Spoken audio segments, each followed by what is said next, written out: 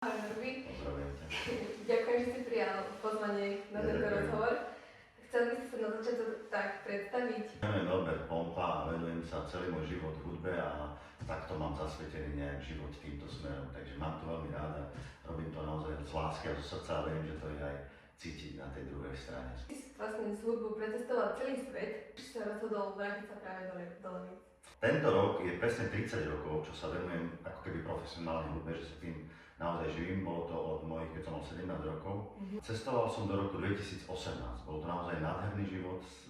Hrali sme fakticky každodenne. Bolo to naozaj krásne, aj čo sa týka skúseností, aj spoznávania, aj úplne všetkého. Čím ďalej, tým viac som nadobúdal pocit, že by som potreboval toto, čo tvorím, robiť nielen pre zahraničné publikum, ale aj pre naše slovenské alebo československé, ako môžem tak povedať, lebo najprv som začal hrávať v Čechách, keď som sa vrátil domov. Toto mi strašne chýbalo, že robiť hudbu naozaj, pretože iba tu som doma, iba tu som na Slovensku som sa narodil a cítim to tak, že toto je môj domov, takže som to potreboval trošičku robiť aj pre naše slovenské publikum. Spomínaš si na prvý moment, kedy si uvedomil, že vlastne tá hudba asi bude takou tvojou životnou cestou? Úplne na prvý moment si nespomínam, pretože bolo to odjakživa. Nikdy som nemal ani kúsok pochyby, že by som sa mohol niekedy venovať niečomu inému. To mal 4 roky, ešte som nevedel hrať na klavíri, alebo som sa ešte neučil hrať na klavíri, ale spievať som už veľmi intenzívne spieval. A mojou najobľúbenejšou hrou odjak živa bolo hrať sa na to, že som na pódiu a spievam a hrám. Máš v Levice nejaké miesto, ktoré ťa buď nejako hudobne inšpiruje, alebo nejaké také tvoje obľúbené miesto, kam ideš, keď si smutný alebo šťastný naopak? Ja sa cítim dobre naozaj všade.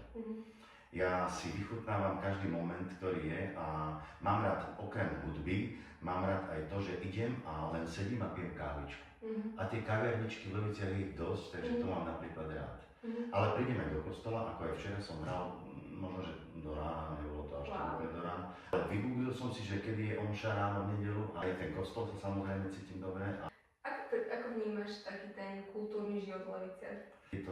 Nie je to až tak pestré alebo plné toho kultúrneho života, ako by som si ja možno že predstavoval. Ale nie, to není len v Leviciach, to je celkovo aj na Slovensku.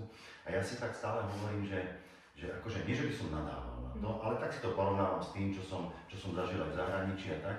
A tam musím povedať, že naozaj v tých silnejších západných krajinách je to silné, ale nie len tých, ale napríklad aj tá Južná Amerika, aj keď je chudobnejšia, ale tú kultúru a tú nádheru hudby majú, alebo v srdci tú hudbu majú naozaj veľmi, veľmi silnú. A toto mi tu troštičku chýba a ja potom si tak ako keby zanadávam sám sebe, ale na druhej strane si hneď poviem, a prečo si nadávaš, sám sebe si to hovorím, prečo si nadávaš, však urob ty niečo, aby si aspoň kúsok to zmenil.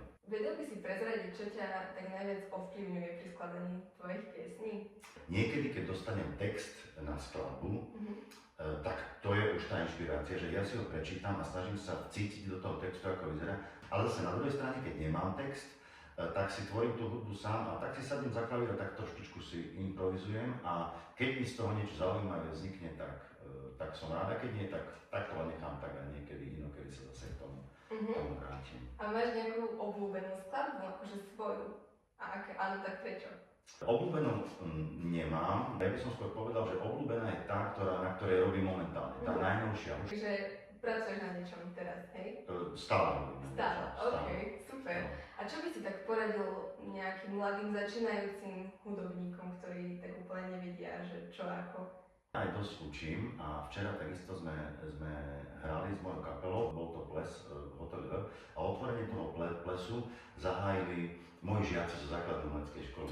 Bolo to fakt tak nádherné, že ma to tak zaujíma. Takže ja sa tým deťom snažím odovzdať všetko to, na čom som tie roky v zahraničí, nielen to, čo si naštudoval, lebo takéto samozrejme aj študujem celý život, alebo študoval som celý život iba hudbu, ale tá prax je neskutočne dôležitá, takže to sa snažím odovzdávať tým deťom. Ísť aj do zahraničia hrať, keď sa naozaj chceš venovať hudbe, je veľmi dôležité, lebo tie skúsenosti nedostaneš naozaj nikde, lebo tá pestrosť žánrová, ktorú nadobudneš, je neskutočne široká a aj to denné stretávanie sa aj s problémmi, ktoré na pódiu ťa postretnú, je veľmi dôležité. Ja som to tak rada zakončila s tým, že Čo by si zablahoželal Leviciam k 870. výročiu? Poprial by som aj celému Slovensku. Levice je moje rodné mesto, no tak sa aj tak stretávali aj kultúrne a žili spolu, aby sme vytvárali aj nejaké také kultúrnejšie hodnoty. Tak to je pre mňa veľmi dôležité, ja to mám naozaj rád, vážim si to. Určite áno, ďakujem veľmi pekne za rozhovor.